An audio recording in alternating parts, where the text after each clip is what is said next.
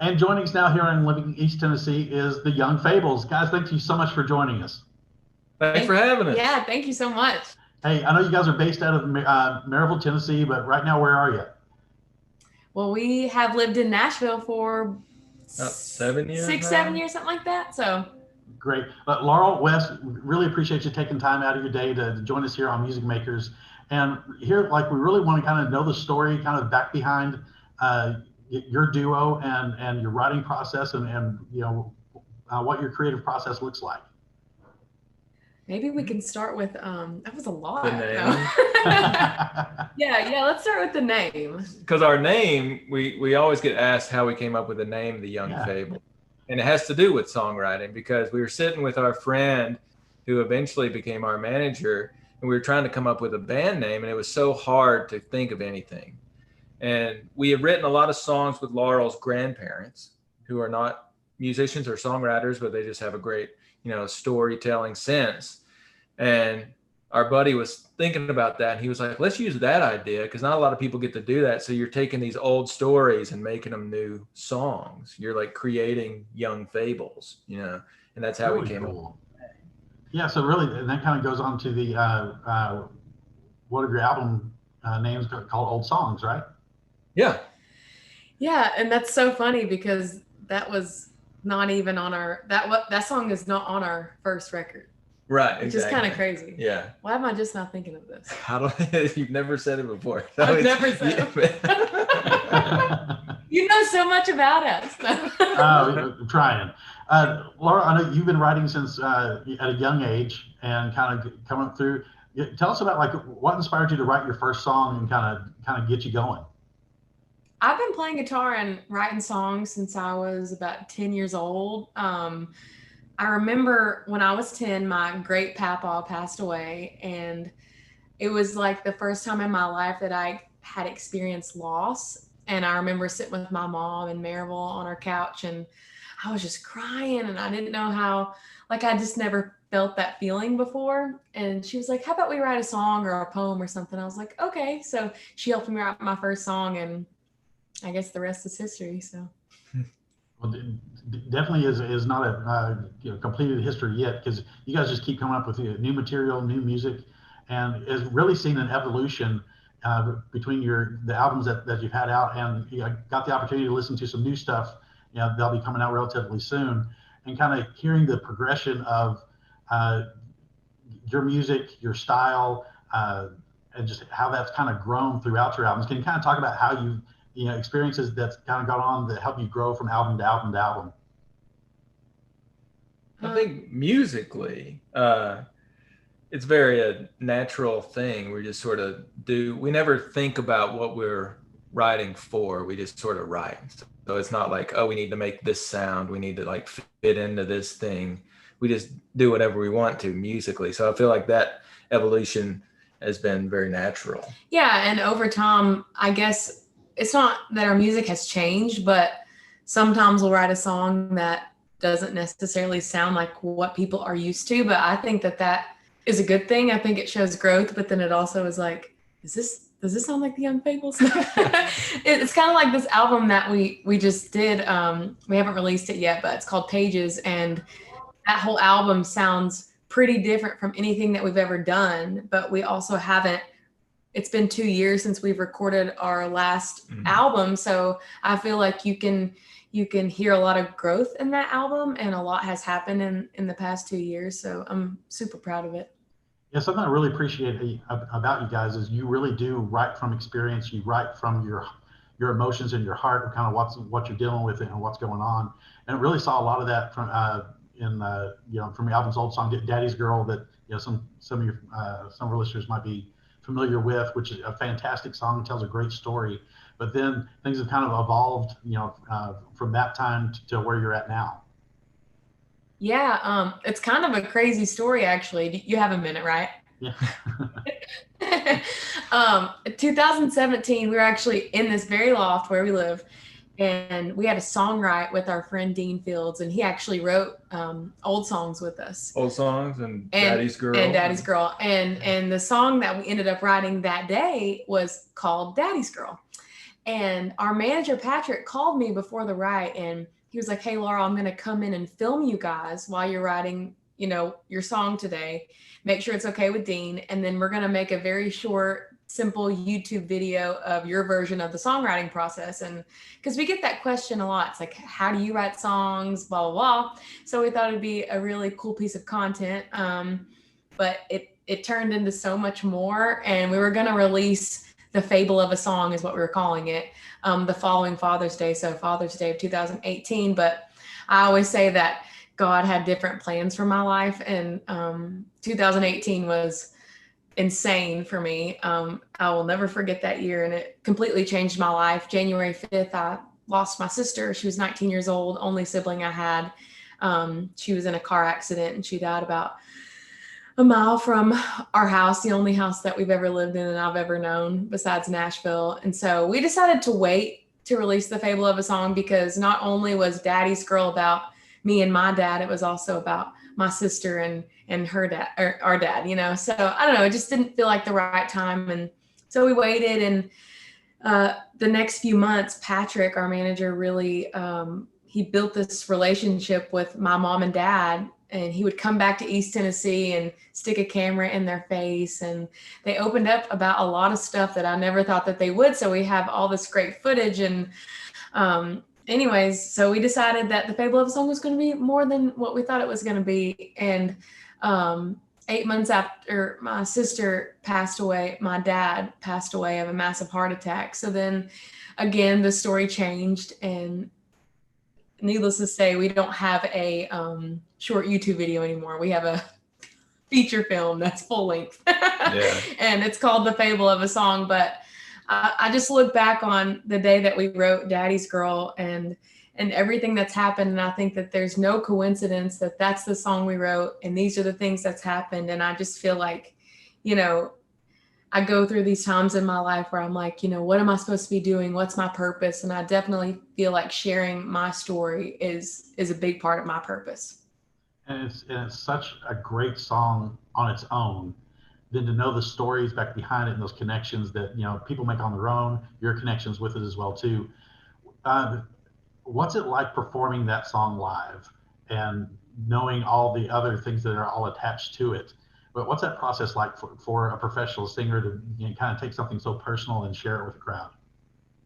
I will say that it's different every time I sing it. But for the most part, Daddy's Girl brings back great memories. Because, again, I wrote it when my sister was alive, my dad was alive. It was me, mom, dad, and Lindy. And we were one big happy family. So it really brings back those times in my life because everything in that song is completely true.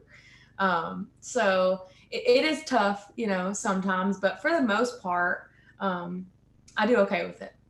Great. Wes, I want to ask you a couple of questions about, because definitely the backbone of some great guitar licks on all these songs, and being able to see it out live as well too, like phenomenal guitar player.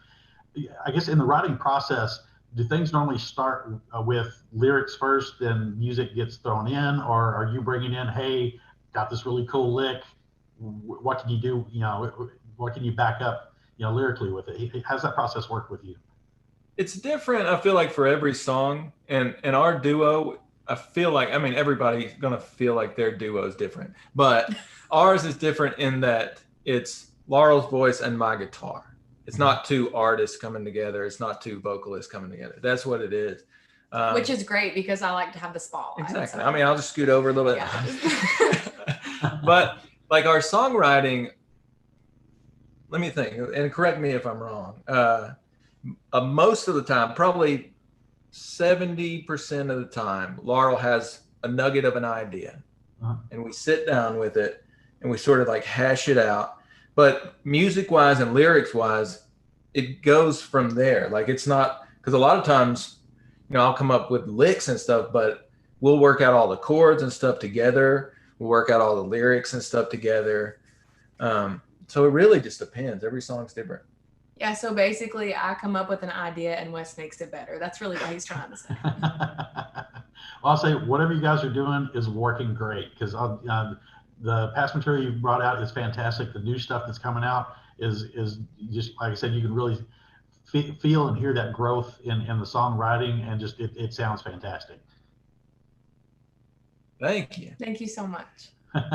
Hey, so another kind of focus just on the writing process, would like to ask you, what point do you kind of in that writing process, do you go from, writing a song, getting the chords worked out, putting something together, and then deciding, hey, let's play this in front of a few people and see what that's like, and then taking it from that to, hey, let's record this in the studio?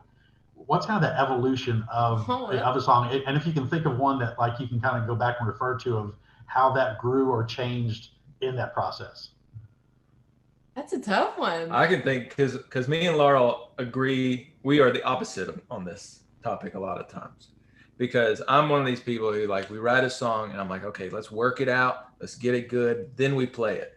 Laurel's one of the people who's like, we write a song, we're going to play it that night, and it's going to be really bad, but terrible. I'm like the singer-songwriter girl that's like, but I need to share my emotions tonight, I'm really feeling it, even if I mess up. But I feel like, so between old songs and our new album, we were trying to pick songs, and I had made a playlist, because every song we write, we make like just a voice memo on the phone and put it in a folder, pretty much. Mm-hmm. And so we had 60 songs since the last record. Wow. And so I started going through there, and like I sent it all like to Laurel and Patrick, and we're all like listening and sort of picking our favorites. And there are ones on there that made it to the new record that I never thought would. Agreed. Like we wrote it, like we have a song called House of the Lord. Mm-hmm. And we wrote that with Mindy Smith and Dean Fields again. And it was one we wrote for Mindy, really. Right. And then she ended up not recording it. And it wasn't even finished, really. Mm-mm. And so I was listening to the work tape, and I was like, this is really something that like is different, that sort of went under the radar for us. Yeah, because in our minds, we were writing it for Mindy's album, or we were writing it for her. And then it's so funny because we wrote that song a long time ago. And then after all that's happened, it like really resonated with me especially. And I was like, dude, we got to record this song. This is crazy. And so we started working on it and like building it up and just adding new things and changing feel. And another one we wrote with Monet, Over You. We wrote it as a ballad. And I was like, we got too many ballads on this record. I was like, I'm getting bored. So I had like sat down with it, and I was like, okay, we're going to make this into like a rock song or something. I will say from 2 to Old Songs, 2 was just a record that me and Wes did. We co-wrote all the songs together, and no one else wrote any of the songs except for my grandparents, which is where we got our names. Right. Or not our names, but our name, not well, our parents gave us our names, but no.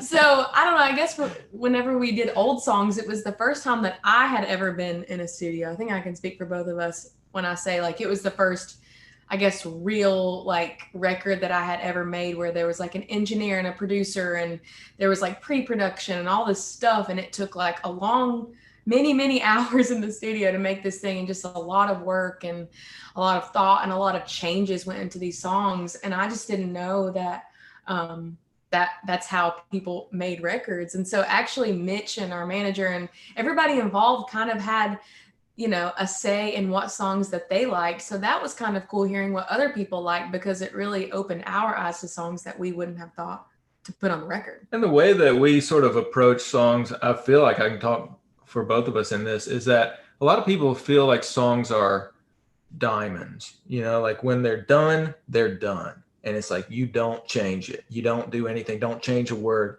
But to me, like 99% of songs will never get heard. They're sitting in someone's notebook. They're sitting in someone's phone or whatever. So why not just mess around with them until you get something you like? So we are like constantly changing stuff all the time. Even with songs that we've recorded, if we play them live, a lot of times we'll change them. Yeah, they sound different.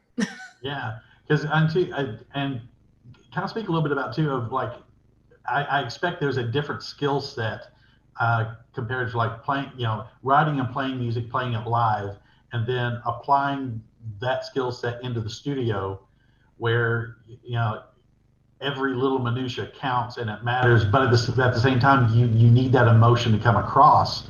in that recording process. Is that a learned skill, or how does that work? I think it is a learned skill. Like, it is so different than playing live. And it makes you feel really bad about yourself, because there are times when I'm standing on stage and I'm like, girl, you sound good today. And then there are some days, and then when you get in the studio and you can hear yourself in those headphones and you're like, you ain't as good as you thought you was. Oh yeah. Totally. And I think for me is a lot of people, I get this comment a lot, and it's like, you play good rhythm guitar, like with Wes. But I will say that I feel like I play good rhythm guitar with Wes. And I feel like we've just been playing together for so long that he really knows like when I'm going to speed up or slow down. So it makes it seem like I'm better than I actually am. Anyways, what I'm trying to say is when I go into the studio and I have to play with a click track, it's like downhill. I get so frustrated. Seriously. But so like on our records, me and the producer, we were both like, Laurel, I know you want me or somebody else to play the acoustic on this, but we can't. You have to do this because it won't sound the same if you don't play it. So we made her play every I was song. almost in tears. I did not want to do it. That's great, getting forced right into it, because I think you're 100% right. Like there is a difference between you playing and not, and it's that connection between you two. Just like you referred back, like you play good rhythm guitar with Wes. If it was somebody else, it wouldn't be the same. It wouldn't be the same. Guys, thank you so much for joining us today. Really appreciate you taking the time to talk to us about your process, and just so excited to be able to talk to the young Fables today on the show. Thanks for having us. Yeah, thank you so much. Yeah, it's been awesome.